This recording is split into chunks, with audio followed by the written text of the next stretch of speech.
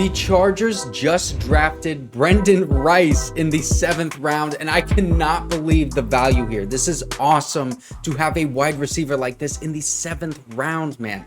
He fits a need. We double dipped at wide receiver. We double dipped at corner, 2 premier positions. Joe Hortiz, he is cooking right now. I just bolted up right there. I don't know if you saw that, but let me tell you why I love Brenden Rice so much. He is a 6'2", 210-pound wide receiver from USC, and that is the perfect size for an ex-wide receiver, your wide receiver 1.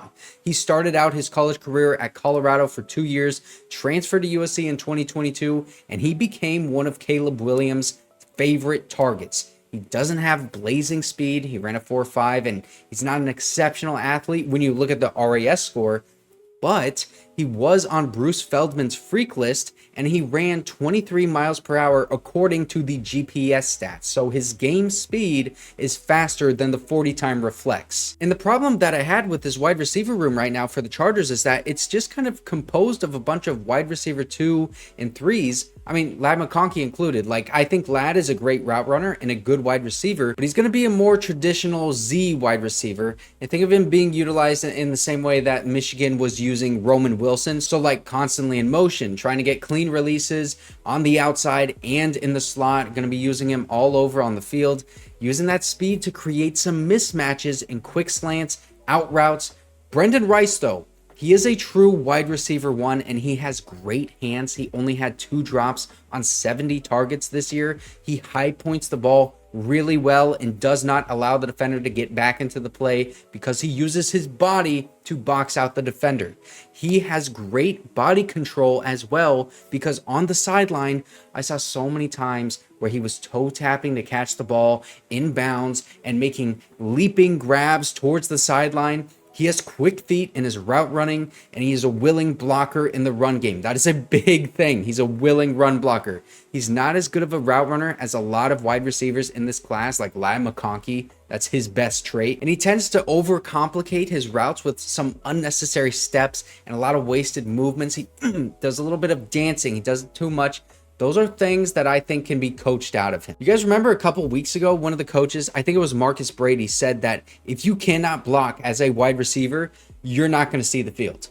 Well, blocking as a wide receiver is a mindset, and Brenden Rice has that mindset. He also has that dog mentality because, trust me, as a USC fan, this dude came up clutch in every big scenario. I remember games like against Oregon, against Tulane, he had some big moments. And then against UCLA, the biggest rival, he had his best game of the year. And obviously he has great size and athleticism. He's physical, he can block, but he is Jerry Rice's son. I didn't even mention that. A Hall of Fame wide receiver is his father, so it is in his genes to be a good football player. And also, listen, man, this is real stuff. Like, we cannot discount the fact that he grew up with a Hall of Fame wide receiver as his father, and he is doing the same things that his father did for a living. So he has an extremely high level of understanding about route running and just football in general. Now let's talk about some of the weaknesses to his game, because of course,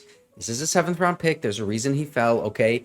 He struggled with contested catches. PFF had 12 contested catch opportunities to his name. He only came down with 3 of them. That's not great, especially for a wide receiver of his size. Also, doesn't play through contact very well along the sideline. Physical cornerbacks, they're going to be able to take him out of the play and stay in his hip pocket for the most part.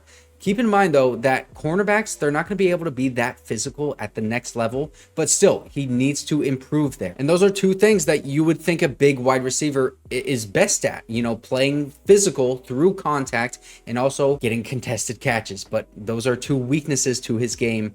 But also, he comes up in big time moments, but sometimes he just disappears. Like, only 2 catches for 18 yards against Notre Dame. Where was he there?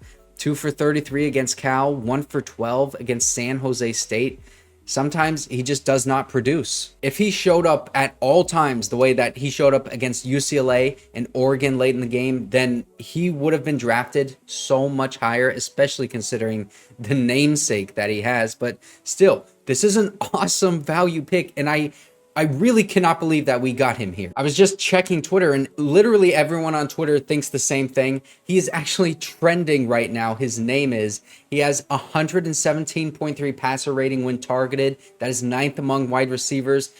He also is being compared to Puka Nacua already. If you don't know, Puka Nacua was picked in the 5th round this past year, broke like every rookie receiving record. And you can see the physicals, they do kind of match up. Their playing style, it's not that similar. But I think the comparison here is not so much about how they play on the field. It's more so about the value of being picked that late. And also, of course, the measurements, they are a little bit similar too. And remember when I talked about that mentality that Brenden Rice has because he's a willing blocker and because he comes up in big time moments? Well, check out on Twitter, he said, it's noted that he has been disrespected. There's no pressure anymore. He's going to continue to prove himself right.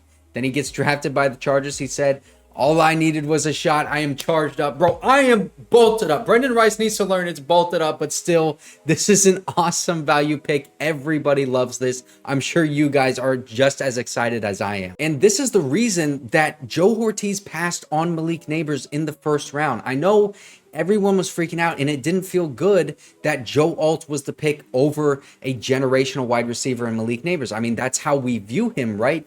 But being able to get your tackle of the future, you have a bookend left tackle and a bookend right tackle now to protect Justin Herbert. You get a great route runner in the 2nd round because, remember I was saying, those day 2 wide receivers, they have a very good hit rate. Ladd McConkey could very well has a better year than guys on our team right now like Joshua Palmer and Quentin Johnson. I really believe that much in him. And I think, listen, a guy like this with that mentality that he has and he feels disrespected by all of these people, all of these teams in the NFL, never rule out a dog like this. I am telling you. My plan was to make a video about the rest of the guys that were drafted. So Kimani, Vidal, and then whoever this pick was, which was Brenden Rice, and then the next pick. But Brenden Rice deserves his own video, bro, because I really think that highly of him. I think this could be just an awesome pick. Like, people will look back on this pick and think, how did this happen? Also, I'm actually just now seeing, as I'm recording this, Cornelius Johnson is our 2nd 7th round pick. So we triple dipped on wide receiver. Okay, Joe Hortiz is absolutely cooking because he knew we needed a wide receiver after drafting Joe Alt over Malik Nabers. I'm totally fine with this draft. This is awesome. Let me know what you guys think about the draft and, you know, Brenden Rice in general. And can we get a freaking bolt up in the comment section? This is great.